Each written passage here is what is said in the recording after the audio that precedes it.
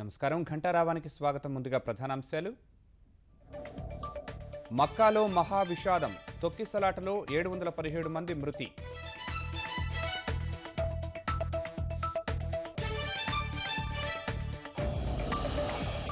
మక్కా దుర్ఘటనలో హైదరాబాద్ మహిళ దుర్మరణం, తెలుగు యాత్రికులందరినీ క్షేమంగా తీసుకురావాలని ముఖ్యమంత్రి ఆదేశాలు.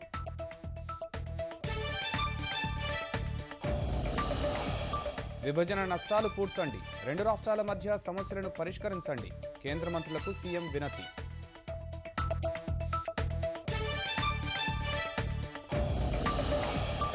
ఆంధ్రప్రదేశ్ చేసి చూపిన నదుల అనుసంధానం దేశానికే గర్వకారణం, పోలవరం ప్రాజెక్టు అడ్డంకులు త్వరలోనే తొలగిపోతాయన్న ఉమాభారతి.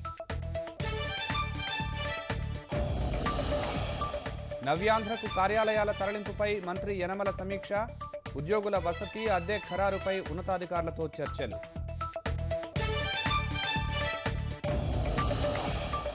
గుంటూరు ప్రభుత్వాసుపత్రిలో కొనసాగుతున్న ప్రక్షాళన, సూపరింటెండెంట్పై వేటు, వైద్యాధికారుల స్థానాల్లోనూ మార్పులు.